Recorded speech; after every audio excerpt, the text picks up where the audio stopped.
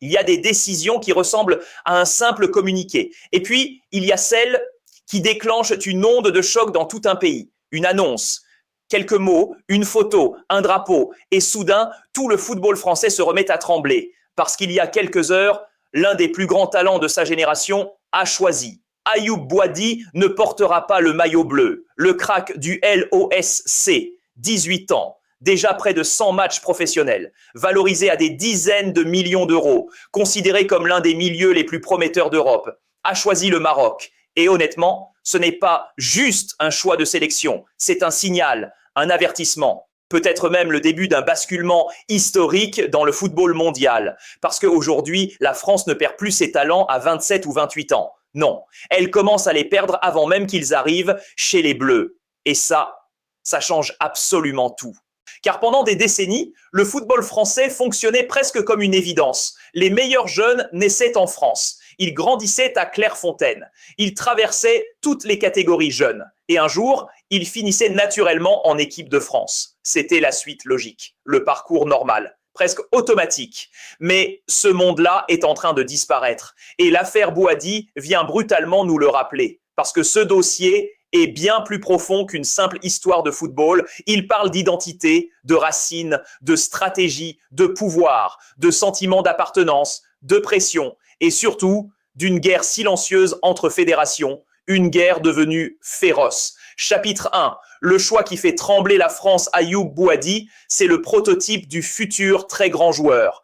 Technique, calme, intelligent, mature dans ses prises de décision, capable de jouer avec une sérénité presque inquiétante malgré son âge.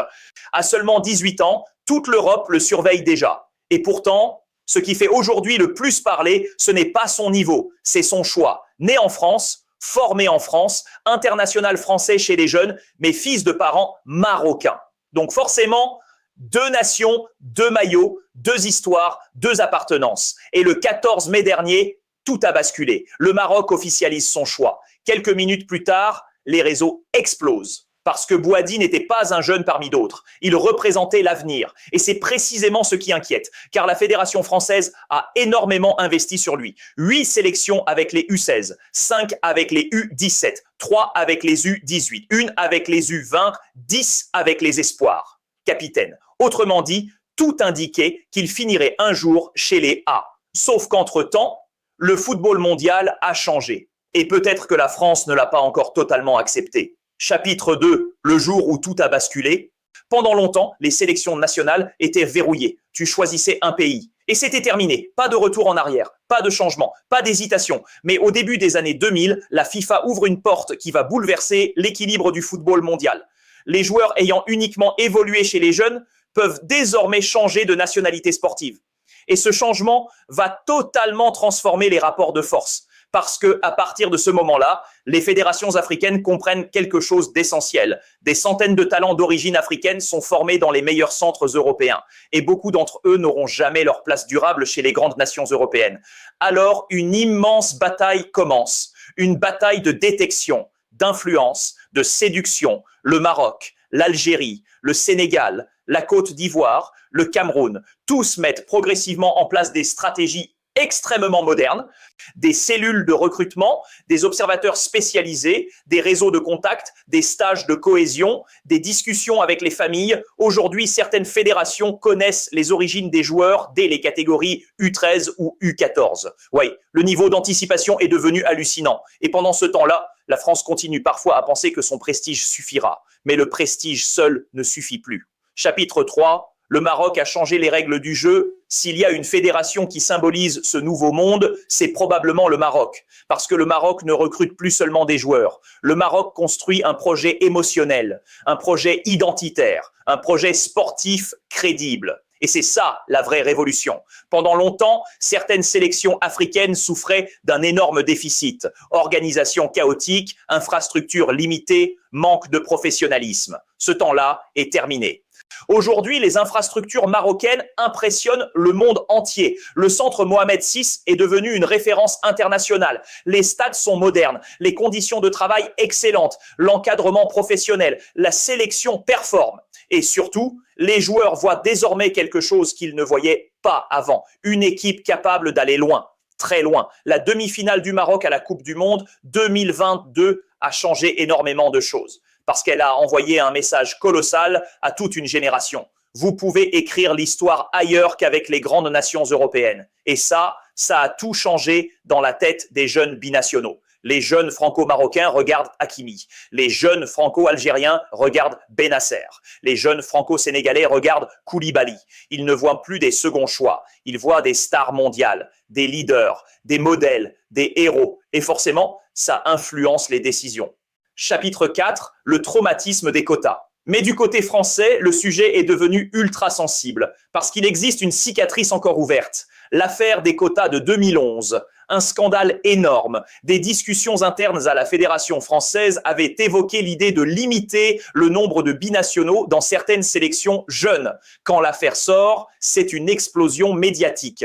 La FFF est accusée de discrimination. Le pays entier s'embrase. Depuis ce jour-là, la Fédération marche sur une ligne extrêmement dangereuse, car elle ne veut surtout pas donner l'impression de forcer les joueurs. Résultat, elle adopte souvent une position très prudente, presque passive parfois. Mais dans le même temps, les autres fédérations avancent vite, très vite. Et certaines prennent aujourd'hui une énorme avance émotionnelle sur le terrain du sentiment d'appartenance. Chapitre 5, les pressions invisibles. Parce qu'au fond, ce choix n'est jamais uniquement sportif. Jamais.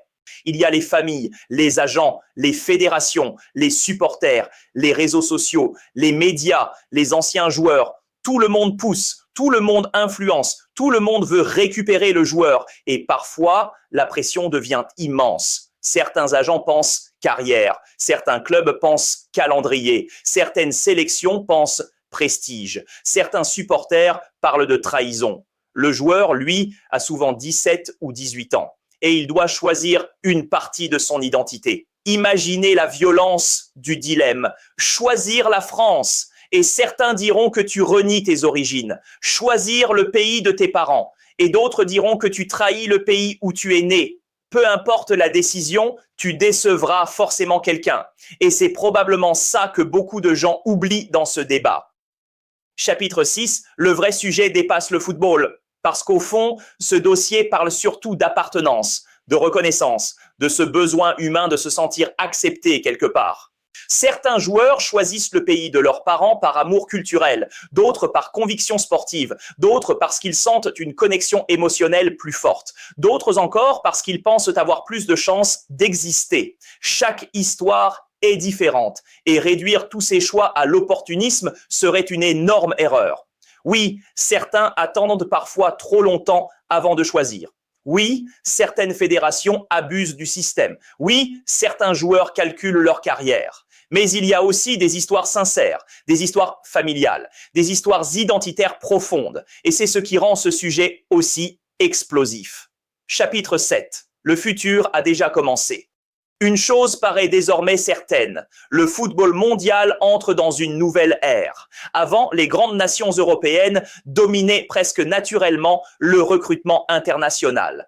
Aujourd'hui, l'équilibre change. L'Afrique progresse, les infrastructures progressent, les sélections progressent, la médiatisation progresse et surtout, les mentalités changent. Les jeunes talents n'ont plus peur de choisir le Maroc, l'Algérie, le Sénégal ou la Côte d'Ivoire très tôt. Au contraire, ils commencent même à en être fiers. Et honnêtement, je pense qu'on n'est qu'au début parce que le prochain immense crack formé en France ne jouera peut-être pas pour la France. Et quand ce moment arrivera encore, ce ne sera plus une surprise. Ce sera simplement le nouveau visage du football mondial.